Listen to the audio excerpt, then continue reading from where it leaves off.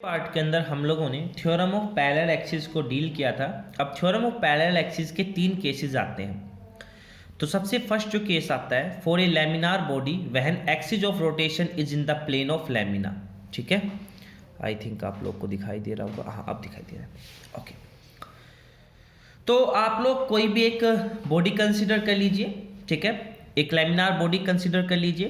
ठीक है, laminar body का मतलब कि एक सिंगल प्लेन की बॉडी। ठीक है, 2 डायमेंशनल बॉडी हम लोग कंसिडर कर लेंगे।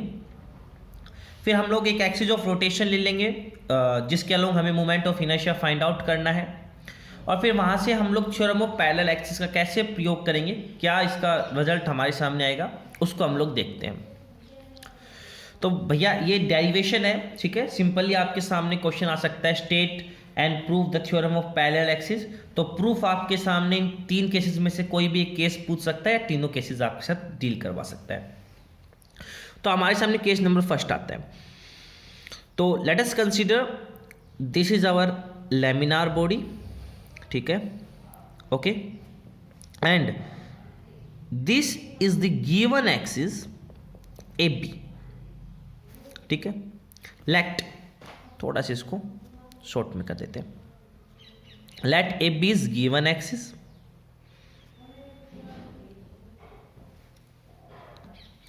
ए B is given axis, and इस बॉडी का नाम दे दो P. P is laminar body. ठीक है, लैमिनार बॉडी। अब ध्यान से देखना, अब हम लोगों को क्या चाहिए, जैसा कि हम लोगों ने पैरेलल एक्सिस की थ्योरम में भी हम लोगों ने किया था, हम लोगों को एक ऐसा एक्सिस चाहिए जो इस गिवन एक्सिस के पैरेलल हो। सिंपल सी बात है। तो we need a axis which is parallel to this given axis, है ना। हमारे सामने इस एक्सिस के अगर पैरेलल हमें एक एक्सिस चाहिए, और साथ में एक कंडीशन और थी कि वो इसके सेंटर ऑफ मास से पास होना चाहिए। तो let G is the centre of mass, या फिर आप लोग इसको Q मान लो, इसका सेंटर ऑफ मास। क्लियर। और इससे पास होता हुआ आप लोग कोई भी एक एक्सिस कंसिडर कर लीजिए। ठीक है, हम लोगों ने कोई भी एक एक्सिस कंसिडर कर लिया, CD, जो इसके पैरेलल है। और इन दोनों के बीच की जो दूरी है वो हम लोगों ने D डिस्टेंस को मान लिया, H मान लो। चलो H हम लोगों ने इसके बीच की दूरी को मान लिया। अब आप लोग को ये लिखना है, आप लिख सकते हैं। ठीक है, let us consider A B is the given axis and C D is the parallel axis which is passing through the centre of mass Q, and H is the distance between the 2 parallel axis. Clear.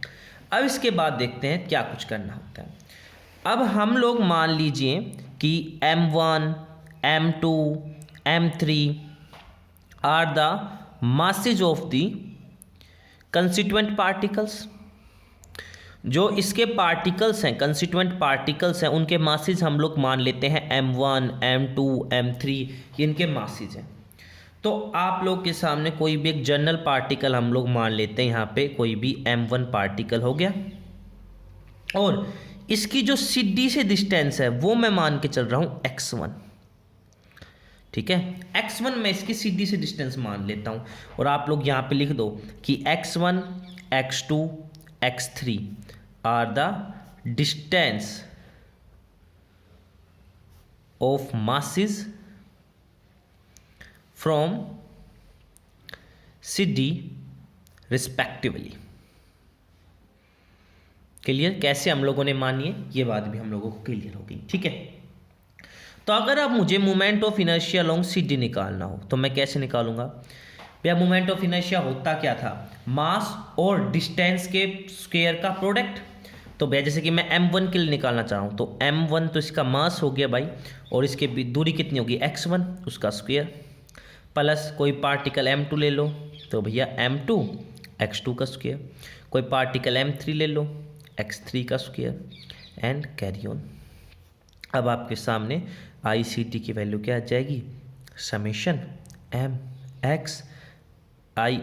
MX लिख दो, या फिर इसको इस तरीके से लिख दो, समेशन MI XI I बराबर 1 से लेकर इसके अंदर मैं N पार्टिकल मान रहा हूँ।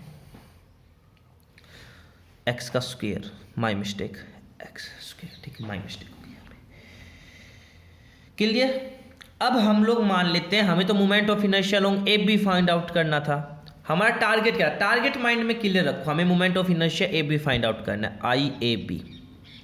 तो वो किसके बराबर होगा, ऐसे ही सोल्व करो, m1, ठीक है, नो m1 और साथ में हमें क्या चाहिए, h प्लस x1 का square, m2 h plus x2 का स्क्वायर। अच्छा जी, अब यहाँ पे मैंने देखना h प्लस लिया है, देखो ये यहाँ से यहाँ तक की दूरी h और यहाँ से यहाँ दूरी की दूरी x1, तो h प्लस x1 जनरली आप लोग ऐसे ही लिखेंगे, ठीक है, x2 का स्क्वायर, तो dash dash dash I A B ऐसे लिख दो, summation m h plus x का होल स्क्वायर, इस होल स्क्वायर को खोल दो, summation m a square b square plus 2ab अलग अलग के साथ मल्टीप्लाई कर दो, summation m h square plus summation m x square plus summation 2h m x। अब देखो h कांस्टेंट है हर एक के लिए, तो h स्क्वायर बाहर आ जाएगा, summation m plus summation m x square plus 2h constant है, समेशन अंदर रहेगा, समेशन m x। अब देखो, अब यहाँ पे आप लोगों को पता है, since the body is balance, body is balance, हमारी जो बॉडी है वो बैलेंस है about centre of mass, about centre of mass, centre of मास पर हमारी जो बॉडी है वो क्या है, बैलेंस है। हैंस इसलिए समेशन एम एक्स की वैल्यू होगी 0, ठीक है, समेशन एम एक्स की वैल्यू क्या होगी, 0 होगी, ठीक है, आई बात समझ में। अब ये वाला फैक्टर कैसे आया, थोड़ा सा इसमें दिमाग लगाना। देखो भाई, ये हमारा सेंटर ऑफ मास है, सेंटर ऑफ मास हम लोग उस पॉइंट को, उस ज्योमेट्रिकल पॉइंट को मानते थे जहां पे पूरी बॉडी का मास हम लोग अज्यूम करते थे कंसंट्रेटेड। अगर सिंपली कई बार ये एक्सपेरिमेंट किया, ये कई बार ऐसा कह भी दिया जाता है कि हमें किसी भी अगर बॉडी का सेंटर ऑफ मास निकालना है, कोई भी हमारे सामने सॉलिड बॉडी दे दी, तो आप लोग उसको बैलेंस करके देख लें, ठीक है। जैसे कि मान लो हमारे सामने यही पेन है, अगर मुझे इसका सेंटर ऑफ मास निकालना है तो इसका मिडिल पॉइंट नहीं होगा इसका सेंटर ऑफ मास, इसका सेंटर ऑफ मास वो पॉइंट होगा जहां पे ये बैलेंस हो जाएगा, 1 मिनट, जहां पे इस तरीके से पेन बैलेंस हो जाएगा। अगर मैं देखना बताना चाहूँ, देखो ये पॉइंट हमारा सेंटर ऑफ मास आ रहा है, क्या ये मिडल पॉइंट है, नहीं, इस तरफ लेंथ ज़्यादा है, इस तरफ लेंथ कम है, लेकिन एक बात है जो आप लोग को याद रखना है कि दोनों तरफ मास डिस्ट्रीब्यूशन इक्वल है। तो इसी कॉन्सेप्ट का यूज किया है कि यार x1 दूरी पर जितना मास इधर होगा उतना ही मास x1 इस वाली दूरी पर इतना होगा। अगर इस साइड को मैं पॉजिटिव मान के चलूंगा x1 को पॉजिटिव एक्स एक्सिस लेके चलूंगा तो इस साइड नेगेटिव एक्स एक्सिस आ जाएगा। तो ऐसे अगर आप लोग सम निकालोगे तो इनका नेट सम 0 आ जाएगा। इसी कारण से हम लोग समेशन एम एक्स को 0 लेके चल रहे हैं, ठीक है। तो आप लोग यहाँ पे लिखो, तो ये वाला फैक्टर हमारा 0 हो गया। अब देखो समेशन एम, ठीक है, समेशन एम मतलब m1 plus m2 plus m3 centre of मास, तो मैं इसको कैपिटल M से रिप्रेजेंट कर लेता हूँ, m h स्क्वेयर, यानी कि सेंटर ऑफ मास, मैंने यहाँ पे ये सेंटर ऑफ मास नहीं है, सेंटर ऑफ मास तो ज्योमेट्रिकल पॉइंट होता है, ये यहाँ पे मैंने सेंटर ऑफ मास का कहने का मतलब है कि टोटल मास, तो मैं टोटल मास m मान लिया हूँ, ठीक है। मैं सॉरी, यहाँ पे हम लोग टोटल मास है मेरा मतलब कहने का, ठीक है।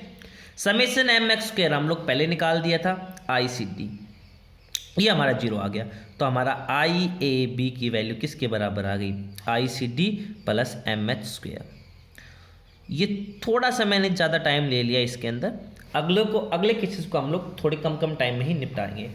ये वाला देखो, यही थोड़ा वो पैरेलल एक्सिस कहती थी कि भैया moment of inertia of the given axis is equal to sum, किनका sum, moment of inertia of a parallel axis passing through moment passing through centre of mass and the product of the mass and the square of the distance between the two parallel axis. Clear हुई ये बात। चलो next case study. Second case जब हम लोग deal करते हैं तो उसके अंदर हमारी जो बॉडी है, जो लेमिनार बॉडी है, जो हमारा गिवन एक्सिस है, उस लेमिनार बॉडी के परपेंडिकुलर है। तो आप इसको थोड़ा सा समझने की कोशिश करना, ठीक है। थोड़ा सा ये लेवल इसका थोड़ा सा ऊंचा हो जाता है उसके कंपैरिजन में। जैसे कि मान लो ये हमारे सामने कोई भी एक लेमिनार बॉडी होगी। अब मैं आप लोग के सामने जो एक्सिस है उसको मैंने यहाँ से परपेंडिकुलरली इसके अंदर डाल दिया है, ठीक है। इस तरीके से उसके अंदर परपेंडिकुलरली इंसेक्ट है। आई बात समझ में? जैसे कि हमारी ये कोई बॉडी होगी, जैसे कि फॉर एग्जांपल हमारे सामने हमारी ऐसे कोई एक बॉडी है and the given axis is perpendicular to this, ठीक है। तो इस तरीके से इसके अंदर गिवन एक्सिस है, इसके परपेंडिकुलर है। Okay okay. अब हम लोग को मोमेंट ऑफ इनर्शिया इस गिवन एक्सिस के अलोंग निकालना है, आई ओ के अलोंग। अब हमें इसके कोई एक पैरेलल एक्सिस चाहिए जो इसके सेंटर ऑफ मास में से निकल रहा है। तो let this is our parallel axis which is passing through its centre of mass and हम लोग इस पैरेलल एक्सिस का नाम दे देते हैं, ये सेंटर ऑफ मास का हम लोग नाम दे देते हैं सी, और इस पैरेलल एक्सिस का हम लोग नाम दे देते हैं जी। क्लियर? Okay okay. और इन दोनों के बीच की जो दूरी है, ठीक है, ये जिस पॉइंट से निकल रहा है इस पॉइंट को नाम दे देते हैं ए, और इन दोनों के बीच की दूरी है वो मैं थोड़ी समय के लिए यानी कि मान लेते हैं एच। अब हम लोग क्या करते थे कि सर हम लोग कोई भी एक पॉइंट मान लेते थे x1, ठीक है। अब हम लोग इसके लिए moment of inertia find out करते थे। अब इसके अंदर थोड़ा सा यहाँ पे दिमाग लगाएंगे। यहाँ पे एक आप लोगों को क्या करना है, तो जैसे कि मैं सबसे पहले मुझे आई ओ के अलोंग ही निकालना है, तो मैं आई ओ ही निकाल लेता हूँ। चलो एक काम करते हैं, हम लोग आई ओ निकाल लेते हैं। x1 हम सॉरी ये m1 हम मास लेंगे, तो आप लोग को वो आगे वाली डेफिनेशन सेम रहेंगी जो हम लोगों ने अभी लिखी कि ये m1 m2 m3 constituent particles हैं इसके, ठीक है ठीक है। Consider are same, consideration are same as of first, as of case first. क्या आपकी m1 क्या है, m2 क्या है, ये मास ही जाए x1 x2 x3 उनके क्या है आप लोग के सामने x1 x2 x3, वहाँ पे उनकी डिस्टेंस थी, लेकिन वहाँ पे डिस्टेंस किसी और एक्सिस के अलोंग थी, और यहाँ पे जो डिस्टेंस है हम लोग इस वाले एक्सिस के अलोंग मान रहे हैं, दिस इज x1, ठीक है।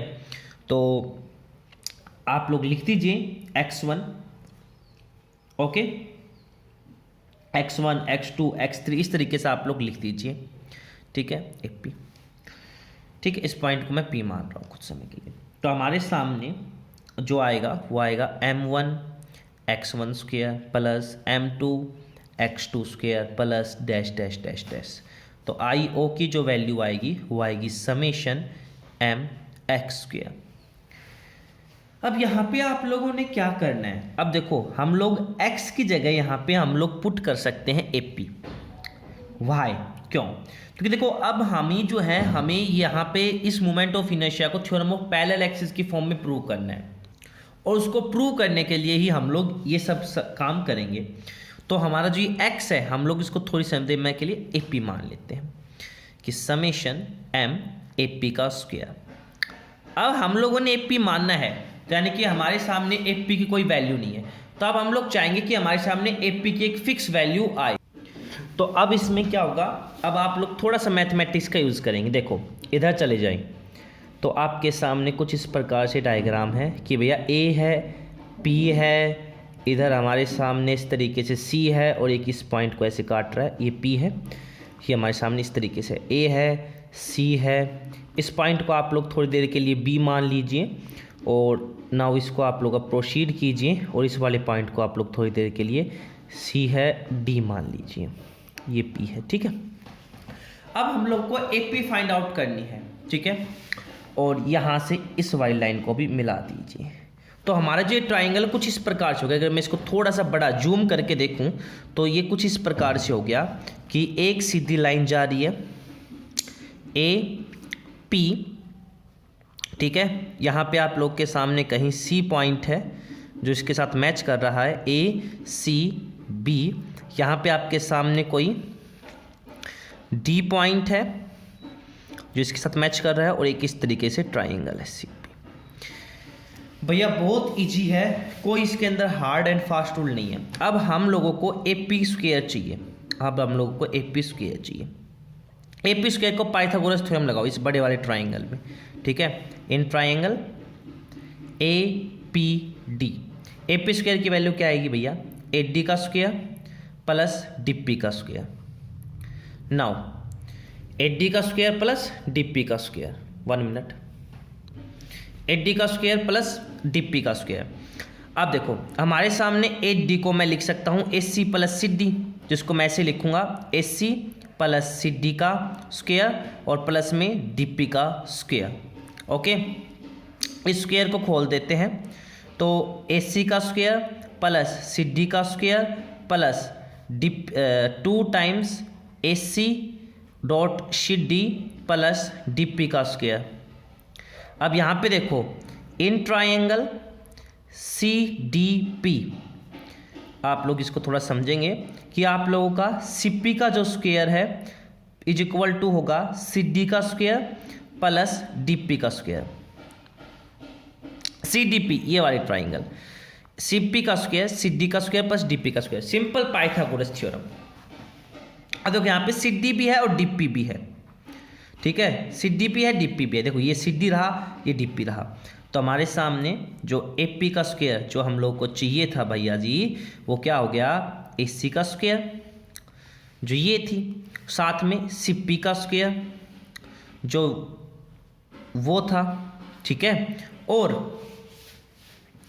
प्लस में 2 टाइम्स AC और CD, ठीक है, AC ये था और CD ये था। अब आप लोग थोड़ा सा समझने की कोशिश करेंगे यहाँ पे।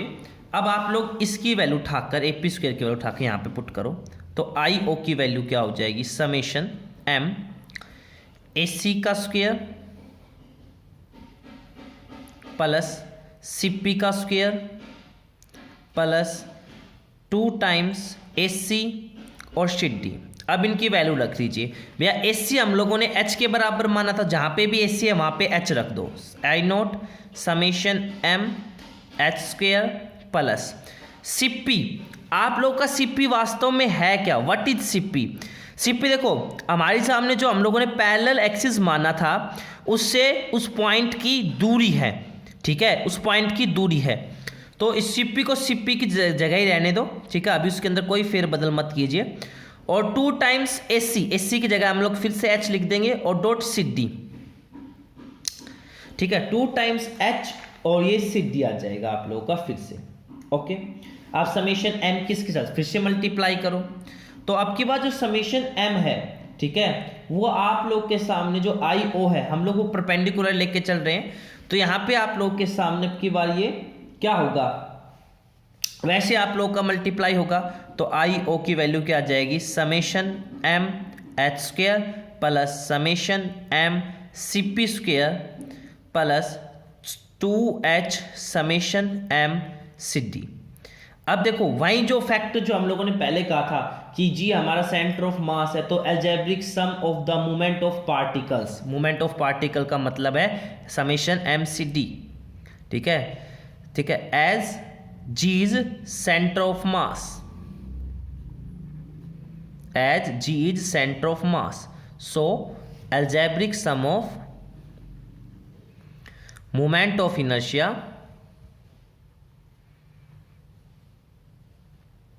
is 0। तो आपके सामने ये वाला फैक्टर 0 के बराबर आ जाएगा, तो हमारा I0 आ गया समेशन M की जगह मैं कैपिटल M लिख लूंगा H स्क्वायर प्लस, ये देखो समेशन M CP स्क्वायर, ये है क्या, मैंने कहा था इस पार्टिकल की दूरी, तो देखो मास और पार्टिकल की दूरी का स्क्वायर, मोमेंट ऑफ इनर्शिया, तो ये है moment of inertia along G। तो आप लोगों का यहाँ से I0 का जो फॉर्मूला आ गया वो क्या आ गया, IO का IG प्लस MH स्क्वायर। क्या यही तो हमारी थ्योरम ऑफ पैरेलल एक्सिस नहीं थी, यही थी थ्योरम ऑफ पैरेलल एक्सिस। तो यहाँ से आप लोग का ये सेकंड केस कंप्लीट हो जाता है। थर्ड केस 3 डायमेंशनल बॉडी के लिए इसको प्रूव करना आता है, तो उसको हम लोग नेक्स्ट पार्ट में प्रूव करते हैं थर्ड केस को, और एक मोमेंट ऑफ इनर्शिया का एक सिंपल सा आर्टिकल हम लोग नेक्स्ट पार्ट के अंदर ही कंप्लीट करेंगे। Thank you.